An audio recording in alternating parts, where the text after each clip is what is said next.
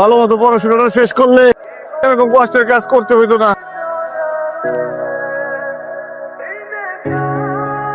কইছিলাম না, ঠিক মতো পড়াশোনা না করলে এরকম কামলাই খাটতে হইব। আজ আমি অফিসার, বুঝছস? আমি যদি তোর কথা না শুনে সাকিবের কথা শুনতাম না, আমি আজকে অনেক বড় অফিসার হতাম। তোর পরীক্ষাটা দাও কি হয়েছিল? অফিসার হইতে হয়, এসব কথা বাদ দে। বন্ধু তুই তো বড় অফিসার হইছস, আমাদের একটা চাকরির ব্যবস্থা করে দে না। এরকম মাল টানতে বন্ধু অনেক কষ্ট হয়। ঠিক আছে ঠিক আছে, তোরা যখন এত করে রিকোয়েস্ট করতাছস, আমি তোদের লাইফ সেট করে দিব। আমার কার্ডটা আগে দে। এটা হইতেছে আমার কার্ড। দোস্ত আমার তো কার্ড দিলেই চাকরি হয় জানি। আমি আগে তোরে চাকরি দিব, বুঝছস? আজ রাত 8টায় হোটেল সোনামণিতে আসবি। কেন বন্ধু, তুই কি আমার হোটেলের ম্যানেজার বানাবি? আরে বলো, হোটেলের ম্যানেজার বানাবো না। ওই হোটেলে আজকে একটা পার্টি আছে, আমার বস আসবে পার্টিতে। বসে যদি তেল বাড়তে পারোস তাইলেই হবে। কি কস, তোর বসে তেল মালিশ করার কাজে নিবি আমারে? আরে বলদা, এই জন্য কই যে লেখাপড়াটা শেখ। এই তেল সেই তেল না, এই তেল মানে হইতেছে গিয়ে পাম দেয়া। তুই যদি আমার বসকে পাম মেরা খুশি করতে পারো, তাহলে বস খুশি হয়ে তোর একটা চাকরি দিব। আসুন, এই ফকিরনি ড্রেস পরে আসবি না, ঠিক আছে? আসিস। ঠিক আছে দোস্ত, কি যে একটা বিপদে পড়ছি রে টাইসন। আজকে একটা ইন্টারভিউতে যাওয়ার কথা, ভালো কাপড় চোপড় কিছুই নাই। কাপড় চোপড় কিনবো, সে টাকা নাই। খাওয়ার টাকাই নাই, কাপড় চোপড় কিনবো কোথা থেকে? এই যে টাকা। তুমি টাকা বলে কই? আমগো এলাকায় উত্তর দিকে একটা টাকার গাছ হয়েছে, ওটা দিয়ে জাকি মারলে এই টাকা পড়ে। কি করো আমার সাথে? টাকার গাছ থাকলে আমি আর দেরি করতাম? আমি কি তোমার বাবারে বলতাম যে কালকে বিয়ের আয়োজন করেন? সেই দিন না তুমি বললা বাড়ি ভাড়ার টাকায় শর্ট পড়ছে, এখানে 10,000 টাকা আছে। তোমার যে কি বলে ধন্যবাদ দিব নিজেই বুঝতেছি না। টাকা তো বুঝান লাগবো না, আমি টিউশনি করে করে টাকা জমাইছি। শোনো, আজকে রাতে হোটেল সোনামণিতে একটা পার্টি আছে। আমার বন্ধু সাকিব তার বসের সাথে আমার পরিচয় করে দিই। বসটা যদি ঠিকঠাক মতো পামটা দিতে পারি, তাহলে আমার চাকরি কনফার্ম। যা করার তাড়াতাড়ি করো, আব্বা কিন্তু বিয়ার চাপ দিতেছে। আর কোনো চাপ থাকবো না, শুধু দোয়া করো চাকরি যাতে হয়ে যায়। এই ছেলেটা কে? বস, ও হচ্ছে সানি, ওর কথা আপনাকে বলেছিলাম। ও সেই ছেলে দেখ। হ্যাঁ, পাম দে। বস, আপনি দেখতে যেরকম হ্যান্ডসাম, আপনার গার্লফ্রেন্ডও অনেক হ্যান্ডসাম। আরে ও কি আমার গার্লফ্রেন্ড নাকি? ও তো আমার মেয়ে। কি বলে এগুলা? তুমি যে ছেলের কথা বলছিলা, ও কি সেই ছেলে? স্যার, এ খুব ভালো পামিস্টে এক্সপার্ট। অতীত, বর্তমান, ভবিষ্যৎ যা বলবে হুবহু খেতে দেবে। স্যার, আপনি বিশ্বাস না হলে দেন, আপনার হাত দেন। খাই নাকি? আগামীকাল আমার ভাগ্যে কি আছে দেখো তো। জ্যোতিষটা কি বলতো? স্যারের হাত দেখে ঠিকঠাক বলতে না পারলে কিন্তু তোর চাকরি হবে না। ছোটবেলায় তো ঠিকই পারতি, এখন পারবি না কেন? আপনি যদি বাসা থেকে 1 ঘন্টা পরে বের না হন, তাহলে আপনাকে বাগে খাবে। এই দাগাটার বাপ কোথায়? এখানে নিয়ে আসছো। এটা কি কইলি তুই? বাগে খাবে বলতে গেলি কেন? বলতিস অ্যাক্সিডেন্ট হবে, হার্ট অ্যাটাক হবে, এটা করতে পারতিস? মাথায় যেটা আসছে সেটাই তো বলছি। পুরো জামা কাপড় কিনা টাকাটাই লস। মানে তাইলে আর কিচ্ছু জিজ্ঞেস করে নাই? কিচ্ছু জিজ্ঞেস করে নাই। আমার সামনে হাত বাড়ায় বলে কি, বলো তো আমার হাতে কি লেখা আছে, আগামীকাল আমার ভাগ্যে কি ঘটবে। আমার মনটা চাইতেছিল আরে বলি যে তোর হাতের মধ্যে লেখা আছে 1000 মদের গ্লাস আর জুতার বাড়ি লেখা আছে। আমি বুঝলাম না, তোমার বন্ধু এরকম একটা কাজের জন্য তোমার এত সাজুগুজু করে যাইতে বলছে। ওরে আমি পাবো না, ওরে পাইলে আমি ঠিকই ধরবো, ওরে গলার মধ্যে পাড়া দিয়ে আমার জামা কাপড়ের টাকা উঠাবো। আচ্ছা থাক, তোমার কিন্তু এরকম পোশাকে সুন্দরই লাগতেছে। কিন্তু কতগুলো টাকা নষ্ট হয়ে গেল না? থাক। দেখছো, এই হারামের কথা বলতে বলতে আর আমি ফোন দিছি। তুই কি বলবি আমি জানি। আরে আমি তো জানি যে তুই সবই জানোস। এখন তাড়াতাড়ি অফিসে আয়। অফিসে আসবো মানে? আমি অফিসে যাইতে পারি, কিন্তু তোর বসের হাত কিন্তু আমি দেখতে পারবো না, কারণ সে বড়লোক হইতে পারে। তারপর আমার মনে হয় যে সে টিস্যু ব্যবহার করে, পানি ব্যবহার করে না। আরে তাড়াতাড়ি অফিসে আয়, খুশি সংবাদ আছে। আচ্ছা ঠিক আছে, আসতেছি। তুমি তাহলে বাড়িতে যাও। আচ্ছা সাবধানে যাও তাই। ঠিক আছে।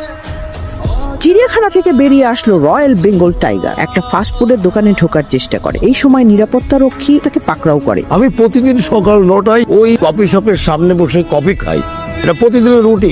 বাঘ মনে হয় কফি খাওয়ার সময় আপনাকে পায় নাই। আমি তখন কফি শপে ছিলাম না, বাইরের ফোন টোন পাওয়ার কারণে 1 ঘন্টা পর বাসা থেকে বের হয়েছি। আমি যদি ঠিক টাইম মতো বাসা থেকে বের হতাম, এতক্ষণ আমি কোথায় থাকতাম? স্যার এখন বাঘের পেটে থাকতো। তুই তো স্যারের জীবনটা বাঁচিয়ে দিলি ভবিষ্যৎবাণী করে। হ্যাঁ স্বামী, তুমি আমাকে বাঁচিয়ে দিয়েছো, এই জন্য তোমার চাকরি আমি কনফার্ম করে দিয়েছি। তোমার মাসিক বেতন হচ্ছে 40,000 টাকা। কি বলেন স্যার? ঠিক আছে, বুঝতে পারছি, 50,000 টাকা। আমার স্যালারির থেকেও বেশি। চাকরি পাক্কা হয়ে গেছে। এখন থেকে তোর সব রুটি কেক খাইতে হবো না, এখন থেকে তোর শুধু কাচ্চি বিরিয়ানি খাওয়াবো। আরে দোস্ত তোর কি খবর? আরে দোস্ত, এই যে মিষ্টি মুখ, কাজ হয়ে গেছে, কাজ পাক্কা। তুই চাকরি পাইছস? চাকরি পাইছি মানে কি? চাকরি কনফার্ম, বেতন 50,000 টাকা, বিরাট অফিসার। দোস্ত তোর কাজ কি রে? ভালো কথা জিজ্ঞেস করছিস তো। কাজ কি এটা তো জিজ্ঞেস করি এটাই। আচ্ছা অফিসে গেলে কালকে তো বুঝাই দিব। সবকিছুতে তোমার ঋণী। 50,000 টাকা বেতন, তুমি বুঝতেছো? তোমার বাবা যদি এই খবর শুনে 3টা লাভ দিব। কি টেন্ডার পেয়ে গেছি, বিগ সারপ্রাইজ ব্রাদার। শোনো, পার্টি হবে, পার্টি। আরে সোনার ডিম পাড়া হাঁস হচ্ছে আমার অফিসে। হ্যাঁ সানি আসো। আচ্ছা পরে কথা বলতেছি। স্যার অফিসে তো ঘুরে বেড়াচ্ছি, কিন্তু কেউ তো বলতে পারছে না আমার কাজটা কি। আরে শোনো, তোমার কোনো কাজ নাই, তুমি প্রতিদিন অফিসে আসবে, চা খাবে, কফি খাবে আর ঘুমাবে। কিন্তু স্যার আমি বসবো কোথায়? মানে বসার জন্য একটা ডেস্ক, একটা চেয়ার হলে ভালো হয়। কোথায় বসবো মানে? এখন থেকে তুমি এই চেয়ারেই বসবা। কি বলছেন সত্যি? হ্যাঁ সত্য, বললামই তো। Thank you sir. আমি তোমারে কবে থেকে একটা কথা বলার চেষ্টা করতেছি, তুমি তো কোনো কথাই কানে নিতেছ না। আমার শরীরে যে অবস্থা দেখতেছো, কবে যে চলে যায় তার কোনো গ্যারান্টি আছে? সানি কি কয়, পোশাক আশাক দেখে তো মনে হইলো ও চাকরি পাইছে। হ্যাঁ আব্বা, তো কত বেতন? 50,000-এর মতো। বেতন তো ভালোই। তাইলে সানি রে কও আমার লগে যেন খুব তাড়াতাড়ি যোগাযোগ করে, নাইলে কিন্তু আমার কাছে ভালো পাত্র আছে। চাকরিটা পাওয়ার পর থেকে কেমন জানি হয়ে গেছে, ঠিক মতো ফোন ধরে না, ফোন ধরলেও বলে বিজি। কি এমন কাজ? তোমার হাতে লেখা আছে একজন সুদর্শনের সাথে তোমার বিয়ে হবে। সে তোমাকে সবসময় বিদেশে ঘোরাবে। এখানে আরেকটা লেখা আছে, দেখা যাচ্ছে না সহজে, দেখি। এই সানি, বস্তকে ডাকছে। What is this? এটা অফিস, এখানে তুই তো করে কিসের? দেখছেন না মিস্টার সাকিব, আমরা এখানে কথা বলছি, আপনি হুট করে কেন এসেছেন? রিল্যাক্স টিনা, এটা অফিস, ওকে? এখন যাও, গিয়ে বসকে বলো আমি এখন বিজি। আরেকটা কথা, তুই যাও এখন নিচে যাবা, নিচে গিয়ে সামনে টং দোকান থেকে চা নিয়ে আসবা। চা? আমি? হ্যাঁ তো কি আমি যাবো? যাও। কোথায় ছিলাম জানো? কোনো কাজ নাই, এটা আবার কেমন চাকরি? কোনো কাজ নাই বললে ভুল হবে, কাজ একটা আছে। বস আমার সামনে কয়েক রঙের ফাইল নিয়ে আসছে, আচ্ছা বলে যে কোনো একটা ফাইল টাচ করো। আমি একটা ফাইল টাচ করি, বাস কাজ শেষ। মা, এই কাজ করলে লাভ কি? এটা মন জানে। আর কিছুই করতে হয় না? তো কোনো কাজ হইলো কিভাবে কতদিন? বস আছে যতদিন। শুভ, আমি কিন্তু কালকে থেকে আর এখানে থাকবো না। এই যে থাকবি না, তুই যাবি কই? আর অফিস থেকে আমার নতুন ফ্ল্যাট দিব, আর 2-3 দিন পরে নতুন গাড়ি দিব। গাড়ি? আমার কিন্তু এগুলো শুনে কেমন জানি ভয় করতেছে। রিমি, জীবনে কোনোদিন ফ্ল্যাটে থাকো নাই তো, এই জন্য তোমার ভয় লাগতেছে। ভয় লাগার কোনো কারণ নাই, যাও বাড়িতে যাও। আচ্ছা, আব্বার সাথে একটু দেখা করবে না? আগামী 2 মাস তোমার আব্বার সাথে কোনো দেখা হবে না, এটা ফাইনাল। কি ব্যাপার সবাই এখানে দাঁড়িয়ে? ওয়েলকাম, ওয়েলকাম আওয়ার নিউ বস। বস, আজকে থেকে আপনি আমাদের অফিসের ওয়ান এন্ড ওয়ানলি বস। কি বলতেছিস? সত্যি? অবশ্যই সত্যি বস। বস, আপনাকে কি দুর্দান্ত লাগছে। আমি আমার জীবনে আপনার মতো হ্যান্ডসাম মানুষ দেখিই নাই। আর শুধুমাত্র আপনার জন্য আমাদের কোম্পানির শেয়ার ফাটাফাটি বিজনেস করতেছে। You are the best boss. Mister Shakib, এত প্রশংসা করলে তো আমি প্রশংসার চোটে অজ্ঞান হয়ে যাবো। কি ফুলের তোরা নিয়ে আসছে? নেক্সট টাইম বড় ফুলের তোরা নিয়ে আসবে।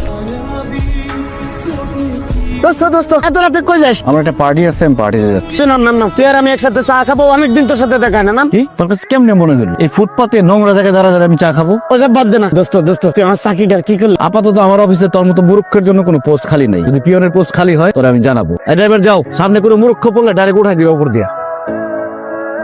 স্যার তো একটা জরুরি মিটিং আছে, এখন দেখা করতে পারবে না। আমি তাহলে একটু ওয়েট করি। বলে দিছে অন্যদিন আসতে।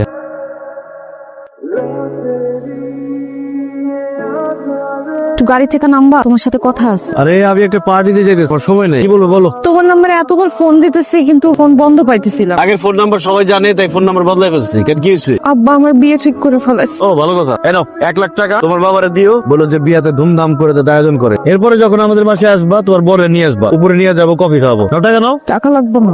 আচ্ছা ঠিক আছে। এই ড্রাইভার চলো। কি অবস্থা? সবাই এমন ভাবে মন খারাপ করে দাঁড়ায় আছে, আমি বুঝতে পারছি সবাই আমাকে সারপ্রাইজ দেওয়ার জন্য রেডি। সবাই অ্যাক্টিং করতেছে না? কিরে সাকিব, তোর অ্যাক্টিংটা কিন্তু খুব ভালো হইতেছে। কেউ অ্যাক্টিং করছে না। মানে তোমার কথা মতো যে কটা প্রজেক্টে ইনভেস্ট করেছি সব কটা প্রজেক্ট বাতিল হয়েছে। শুধু তোর জন্য আমরা কোটি টাকা দামের একটা টেন্ডার পাচ্ছি না, কারণ তুই ভুল ফাইল সিলেক্ট করেছিলি। We are going to finish. Boss, আপনি যে সব ঠিক হয়ে যাবে, এগুলো কোনো ব্যাপার না। নামেন, আরে নামেন তাড়াতাড়ি। কালকা থেকে আর ডিউটি করার দরকার নেই। আপনার তুমি চাকরি নাই। চাকরি নাই মানে কি বলতেছো তুমি এসব? এটা আমার কথা না, এটা স্যারের কথা। স্যারে আমারে ফোন করে কইছে আপনারা যদি গেটের ভিতরে ঢুকতে না দিই, আপনার এই শার্ট প্যান্ট কোট আছে না, এগুলা খুইলা বাইরান দেন। কিরে তুই গরিবের কাছে বড় লোক হয়েছে, গাড়ি কর তোর? বন্ধু, আমার গাড়ি অফিসার কিছুই নাই। মানে বুঝলাম না। তো আমি যতদিন কোনো কাজ করি নাই, ঝড়ে বক মরছে আর আমার কেরামতি বাড়ছে। হঠাৎ করে ঝড়টাও থেমে গেছে, আমার কেরামতিও শেষ হয়ে গেছে। আমি এখন কি করতে পারি? কিন্তু আমি তোর সাথে আবার কাজ করতে চাই। অসম্ভব। আমি তোর মতো স্বার্থপর আর লোভী মানুষের পাশে থাকতে চাই না। তোর মতো বিশ্বাসঘাতকের সাথে আমার কোনো সম্পর্ক নেই। এই গাড়ি টান। আপনি এখানে? এখানে দাঁড়াই থেকে লাভ নাই, রিমির বিয়ে ঠিক হয়ে গেছে। চাচা, আমার ভুল হয়ে গেছে চাচা, আমি অনেক বড় অন্যায় করে ফেলাইছি, আমারে মাফ করে দেন চাচা। আপনি আমার আব্বার পাও ছাড়েন, আমাকে বাড়ি ছাড়েন, আপনি যান। রিমি, আমার কিচ্ছু নাই। একটা দমকা বাতাস এসে আমার সবকিছু নিয়ে গেছে। আমি এখন রাস্তার ফকির, আমি সবকিছু হারাইছি, তাতে কোনো দুঃখ নাই, কিন্তু তুমি আমার ছেড়ে যাও না। এসব মায়া কান্নার কোনো দাম নাই। এই বিয়েতে আমি নিজে রাজি হয়েছি। আব্বু, আমি গেলাম। রিমি, আমি সেদিনই তোমাকে ভুলে গেছিলাম। সেদিনের পর থেকে তোমার জন্য আমার মনে কোনো জায়গা নেই।